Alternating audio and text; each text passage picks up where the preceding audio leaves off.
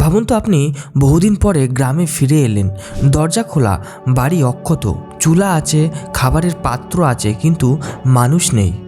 একজন না, দুজন না, পুরো একটি গ্রামই, পুরুষ, নারী, শিশু সবাই উধাও। কোনো রক্তের চিহ্ন নেই, কোনো লড়াইয়ের চিহ্ন নেই, কোনো লাশ নেই, শুধু একটা শব্দ কাঠের গায়ে খোদাই করা, ক্রোয়াটন।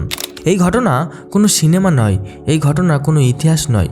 সময় 1587 সাল, স্থান রোনাটক আইল্যান্ড, বর্তমান নর্থ ক্যারোলিনা, USA। এই সময় ইউরোপের শক্তিশালী দেশগুলো নতুন পৃথিবী দখল করার প্রতিযোগিতায় নেমেছিল। ইংল্যান্ডও পিছিয়ে থাকতে চায়নি। ইংল্যান্ড থেকে পাঠানো হয় 117 জন মানুষ, কৃষক, কারিগর, নারী, শিশু। নেতৃত্বে ছিল জন উইথ, এবং এই বসতির নাম দেওয়া হয় রোয়ানক কলোনি। এটাই ছিল আমেরিকার ইংল্যান্ডের প্রথম স্থানীয় বসতি করার চেষ্টা। এই গ্রামেই জন্ম নেয় ভার্জিনিয়ার ডেয়ার, নতুন পৃথিবীতে জন্ম নেওয়া প্রথম ইংরেজ শিশু। সবকিছুই ঠিকঠাক চলছিল, কিন্তু বড় সমস্যা ছিল খাবার। পরিস্থিতি খারাপ দেখে জন উইথ সিদ্ধান্ত নেন তিনি ইংল্যান্ডে ফিরে যাবে, খাবার ও সাহায্য আনতে।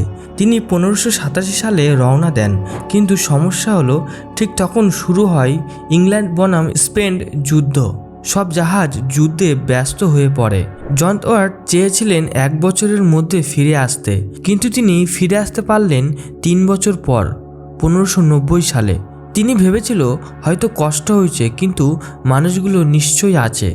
রোয়ানক আইল্যান্ডে পৌঁছে তিনি দেখেন ঘরবাড়ি আছে, কাঠের দোকান আছে, কোনো ভাঙাচূড়া নেই, কিন্তু মানুষ নেই, কবর নেই, যুদ্ধ চিহ্ন নেই, সবাই নিখোঁজ, একেবারে নিস্তব্ধ। একটা কাঠের গুঁড়িতে একটি শব্দ খোদাই করা, ক্রোয়াটন, আর একটি গাছে শুধু লেখা CRO। জন উইথ জানতেন ক্রোয়াটন ছিল কাছাকাছি একটি দ্বীপ ও উপজাতির নাম। তারা আগেই ঠিক করেছিল যদি কোনো দ্বীপ হয় তাহলে তারা গন্তব্যের নাম লিখে যাবে। কিন্তু প্রশ্ন থেকেই যায়, তারা স্বেচ্ছায় গিয়েছিল নাকি বাধ্য হয়েছিল? কেন খোঁজ শেষ হয়ে যায়? জন উইথ চেয়েছিলেন ক্রোয়াটন দ্বীপের খোঁজ করতে, কিন্তু ঝড় শুরু হয়, জাহাজ ক্ষতিগ্রস্ত হয়, নাবিকরা ফিরে যেতে বাধ্য হয়। এরপর আর কোনো বড় অনুসন্ধান হয়নি। রোয়ানক আইল্যান্ড ইতিহাসের পরিচিত হয় দ্য লাস্ট কলোনি।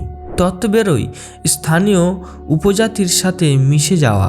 অনেক ইতিহাসবিদ মনে করেন রোয়ানক আইল্যান্ড আমাদেরকে শেখায় ইতিহাসের সবচেয়ে বড় রক্ত আর যুদ্ধের গল্প নয়। কখনো কখনো ইতিহাস নিঃশব্দে হারিয়ে যায়। একটা গ্রাম, একটা শিশু, একটা ভবিষ্যৎ, সব মিলিয়ে শুধু একটা শব্দ রেখে গেল, ক্রোয়াটন। ইতিহাস মাঝে মাঝে উত্তর দেয় না, ইতিহাস শুধু নিখোঁজ হয়ে যায়।